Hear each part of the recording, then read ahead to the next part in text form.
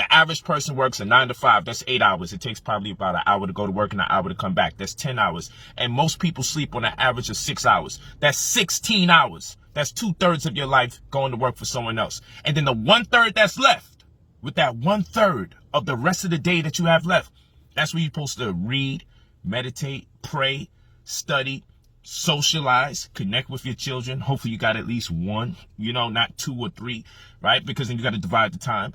You have a boyfriend or a girlfriend, your spouse.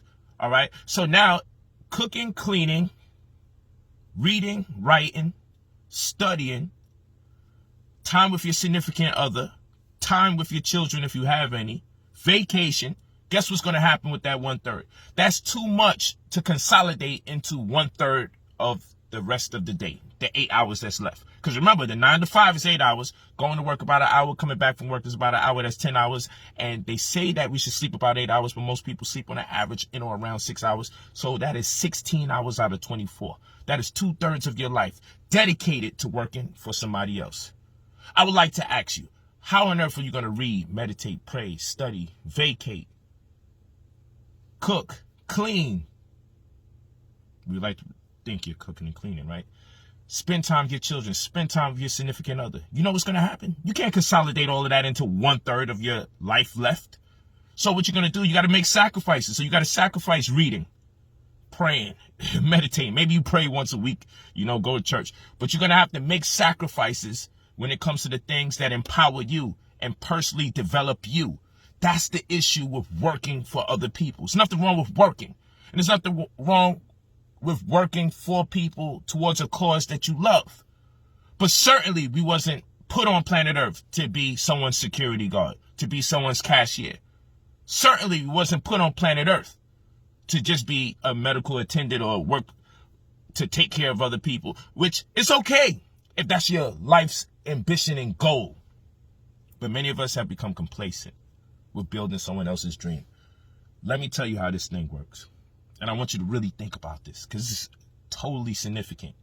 We got to get out of the 2/3. What was the reason why you woke up in the morning?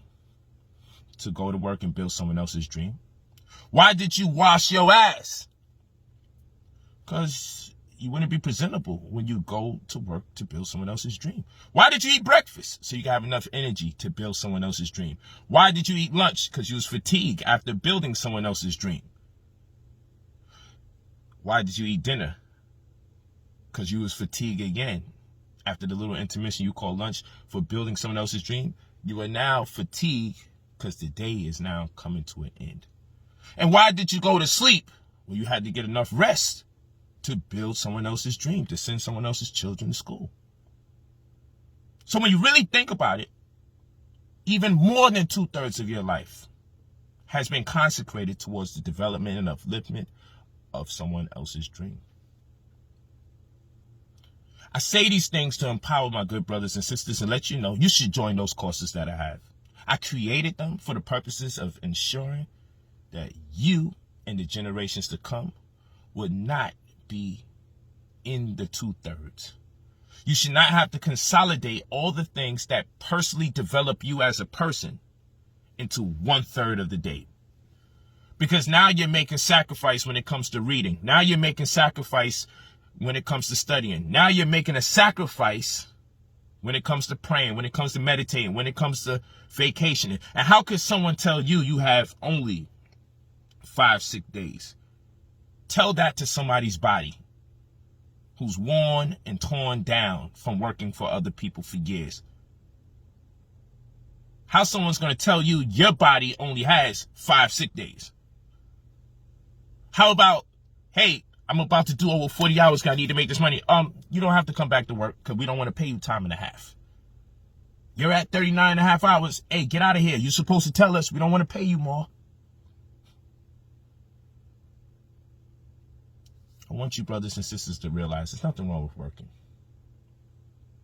We all have to take steps. But the problem is many of us stop step. So as I always say, I'm too smart to be broke, and it costs way too much to be poor. And you never get paid what you're worth.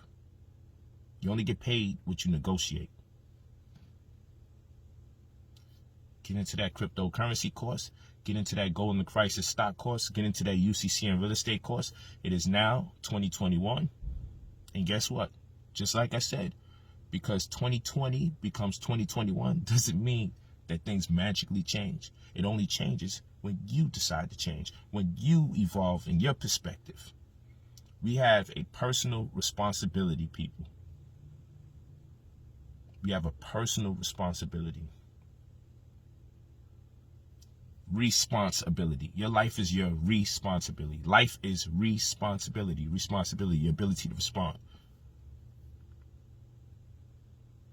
We have a personal responsibility to be successful.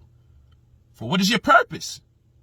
Is your purpose on earth to just be a garbage man, or to be security or cashier, or to sit there and open up a gate so cars can go in and out? Like, there's nothing wrong with having a job.